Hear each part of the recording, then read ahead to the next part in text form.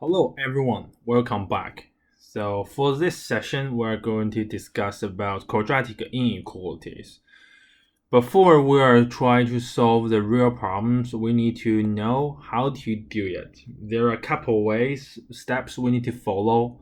So to solve a quadratic inequality, first step, we need to rearrange so that the right hand side of the inequality is 0. And then step 2, this is step 1. This is step 2. Solve the corresponding quadratic equation to find the critical value. What does that mean? If we have ax bx plus c greater than 0. Second step, we assume it equals 0. Try to find the roots for x. If we find the two roots, we can use a to determine the shape.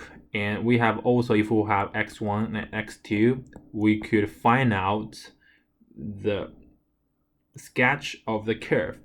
And then last step, use your sketch to find the required set of values. If it is greater than 0, here is the critical value x1 is critical value of 2.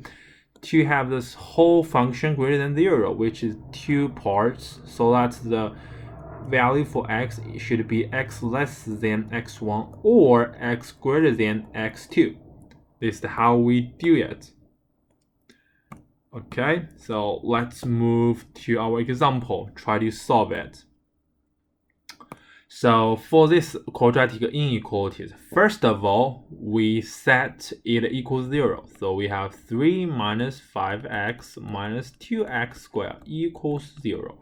We do the factorization for this. We have find out 2x minus 1 times x plus 3 equals 0. We find two roots. One is x equals 1/2.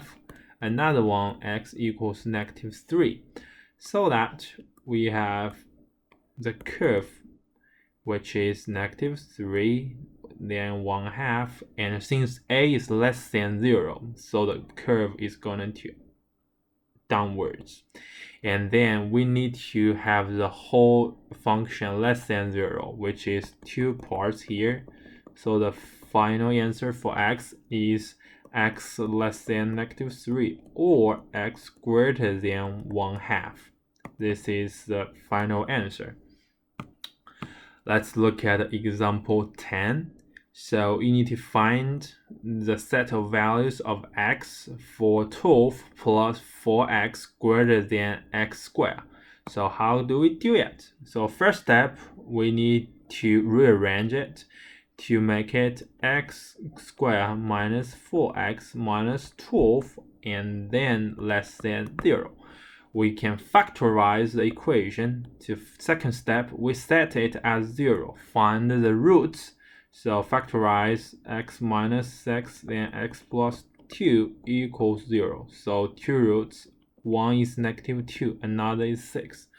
We can draw the sketch of the function -2, 6, a is greater than 0. So the function is going to be like this. So the whole function should be less than 0. We have this part, so we find out the x value. X is greater than -2, less than 6.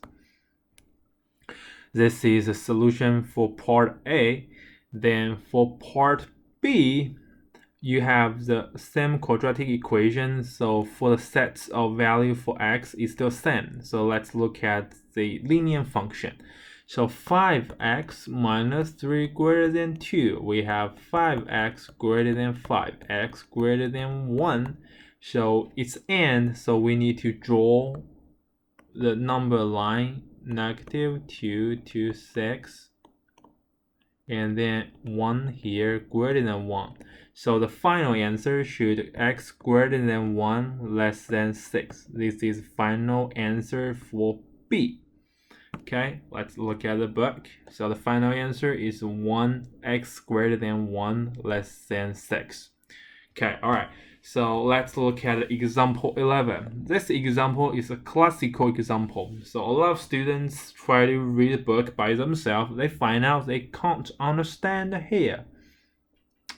Why here we 6 over x greater than 2, y here becomes 6x greater than 2x squared. So I'm going to explain.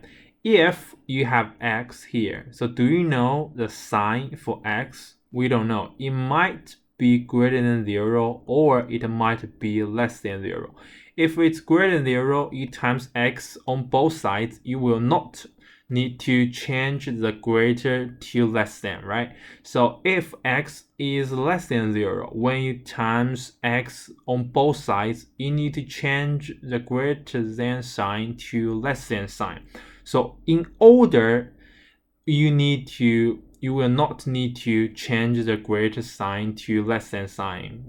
What do? We times x squared on both sides. Because x is not 0, so x squared is 100% greater than 0. So 6 over x greater than 2. We times x squared on both sides. We have 6x greater than 2x squared. We will not need to change the greater sign to less than sign. So we rearrange it. 2x squared minus 6x less than 0.